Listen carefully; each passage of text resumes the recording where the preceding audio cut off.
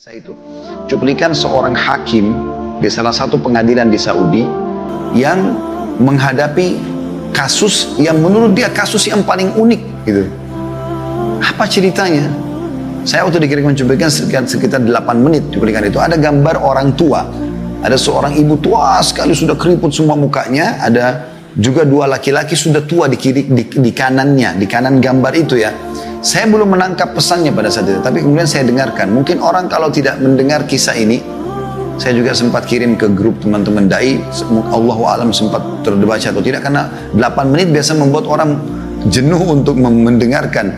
Tapi kalau didengarkan insya Allah akan dapat poinnya di situ. Nah di situ hakimnya sendiri berbicara, dia mengatakan salah satu yang paling unik yang saya pernah temui dalam pengadilan, dia menjadi hakim puluhan tahun gitu. Dia bilang datang seorang yang menurut saya sudah tua, waktu itu lebih tua daripada si hakim, umurnya 60 tahun, sudah sangat tua, jenggotnya sudah putih, datang, ya, kemudian mendekat kepada hakim, masuk di pengadilan, dia mengatakan, saya punya keluhan hakim. Kata hakim, apa keluhanmu? Dia bilang, keluhanku aku mengeluhkan saudaraku, kakakku. Kata hakim, awalnya saya berpikir, umur 60 tahun, mau mengeluhkan kakaknya, masalah apa ini? Gitu. Sudah sangat tua gitu. Orang bertengkar mungkin antara 20 tahun sama 30 tahun, 40 tahun. Mungkin masih kadang-kadang masih terjadi. Ini 60 tahun. Berarti kakaknya lebih tua. Kata hakim, berapa umur kakakmu? Dia bilang 65 tahun. Apa permasalahan kalian?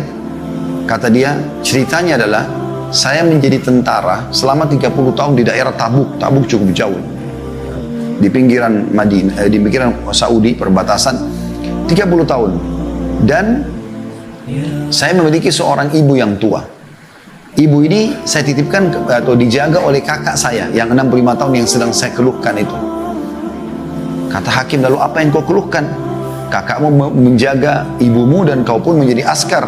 Kata dia, iya, ceritanya adalah selama 30 tahun itu saya selalu membagi gaji saya. Setengahnya saya pakai untuk kebutuhan, setengahnya saya berikan untuk kakak saya dan ibu saya. Selama 30 tahun dia bilang, saya pun kebanyakan menghabiskan waktu di wilayah sana. Sekarang saya sudah pensiun. Lalu saya datang ketemu dengan kakak saya dan ibu saya, dan saya bilang sama kakak saya, sudah 30 tahun kamu berbakti sama ibu kita. Dan saya sekarang minta mohon kepada kamu agar memberikan kesempatan kepada saya berbakti sama ibu sebagaimana kau sudah berbakti. Saya cuma minta ibu ini pindah ke rumah saya sekarang. Lalu hakim, tiba-tiba kakak saya menangis, lalu mengatakan, demi Allah kau tidak akan pernah bisa merebut ibu dari aku. Kata si adik, saya bukan merebutnya, saya hanya sekedar mau memindahkan dia ke rumah saya dan anda bisa ketemu sama dia setiap saat, kau bisa ketemu sama dia setiap saat. Kata kakak saya, demi Allah kau tidak akan pernah bisa merebut ibu dari saya, sebaliknya kau yang datang kepada saya di rumah ini, saya tidak akan mungkin melakukan itu.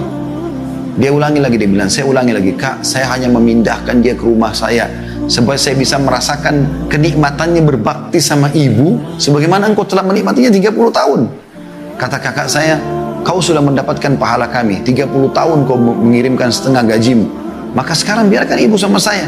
Jadi subhanallah, kata hakimnya, selama ini orang bertengkar antara saudara memperebutkan warisan, memperebutkan kedudukan atau apalah, ini memperebutkan di umur 60 sama 65 tahun siapa yang lebih bisa merawat ibunya.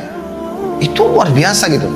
Hakim ini menceritakan sambil meneteskan air mata, di suaranya kayak agak paro gitu. Lalu dia bilang, saya pun mengatakan sama dia, baik, coba panggil kakakmu sama ibumu ke pengadilan. Kata dia, baiklah. Dipanggil lah, dia bilang. Terjadi kejadian yang luar biasa, dia bilang sampai satu pengadilan meneteskan air mata gara-gara kisah mereka. Dia bilang pada saat masuk, dia bilang, demi Allah, saya belum pernah melihat ada anak berbakti seperti kedua orang ini. Ibunya digendong oleh keduanya, setengah tubuh ibunya dari pahanya dipegang oleh yang adik sebelah kiri dan si kakak pegang sebelah kanan. Mereka sama sekali tidak ingin ibunya menyentuhkan kakinya ke tanah. Digendong padahal ibunya masih mampu jalan. Sampai tiba di kursi. Lalu ibunya duduk tengah-tengah, si kakak duduk sebelah kanan, si adik duduk sebelah kiri. Kemudian saya mulai bertanya, ada masalah apa kalian? Ditanyalah kepada si adik, dia bilang, saya tanya kepada si adik. Adik ini tentu punya 60 tahun ya. Maka kata adiknya, saya sudah ceritakan kepada anda hakim. Kata hakimnya, saya mau dengar biar kakakmu juga mendengar keluhanmu, supaya ini benar atau tidak. Saya mau dia membenarkan atau tidak. Diceritakanlah kembali ceritanya, kemudian hakim bertanya kepada si kakak, bagaimana menurut kamu? Kata si kakak, benar apa yang dikatakan oleh dia. Dia membantu kami 30 tahun dan ibu adalah tinggal bersama dengan saya. Namun demi Allah wahai hakim, saya tidak akan pernah melepaskan ibu saya untuk tinggal sama dia. Dia boleh datang silakan, tapi saya tidak mau kehilangan peluang ini. Dan saya sudah membahasakan kepada adik saya, demi Allah kau hanya bisa memindahkan ibu ke rumahmu kalau melalui pintu mahkamah, pengadilan. Oleh karena itu dia datang kepada anda. Kata hakim, saya belum pernah menghadapi masalah seperti ini. Bagaimana memecahkan masalah antara dua anak yang beributkan ibunya? Lalu saya balik kepada ibunya, saya mengatakan, ibu, tengahi di antara mereka. Kata ibunya, saya nggak bisa wahai anakku. Dia bilang kepada hakim, anak, karena ibunya juga sudah tua, 80 tahun lebih malah umur ibunya.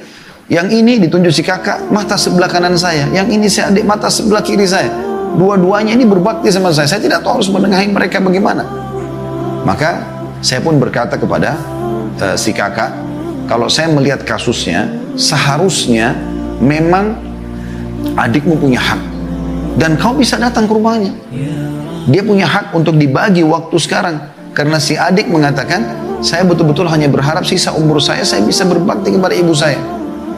Maka setelah saya putuskan seperti itu, terjadi sebuah goncangan di pengadilan. Si kakak tiba-tiba menangis terisak-isak, lalu datang ke arah adiknya, mencium tangan adiknya, mencium lututnya adiknya, lalu memohon-mohon supaya ibunya jangan dipindahkan rumahnya. Sambil menangis, karena tangisan si kakak ini kami semua satu pengadilan nangis. Gitu. Bagaimana mereka luar biasanya mau memperebutkan ibunya. Ini si kakak cium tangan dan lutut adiknya untuk minta supaya ibunya jangan dipindahkan rumah. Kata adiknya, wahai kakak, saya hanya minta pindah, berikan saya kesempatan berbuat baik sebagaimana kau telah buat baik sama ibu. Kau bisa datang. Setelah dia tahu adiknya tidak mau lagi melepas kesempatan itu, maka dia pun berkata kepada hakim, wahai hakim, saya akan menerima ini, tapi dengan syarat satu. Dia pegang tangan adiknya, dia mengatakan, ambil janji kepada adik saya ini atas nama Allah, dia akan berbakti pada ibu saya sebagaimana saya berbakti dulu. Apa yang saya buat di rumah, bersihkan kotorannya, urus pakainya, semua ini dia tidak boleh ubah itu. Dia harus buat bahkan bisa lebih baik daripada itu. Maka si adik pun berjanji, akhirnya pengadilan ditutup. Dan kata hakimnya, pada saat mereka keluar dari pengadilan, dua-duanya menggendong ibunya, ya, membagi dua tubuh ibunya, setengah yang pegang satu, yang satu lagi pegang sampai mereka keluar.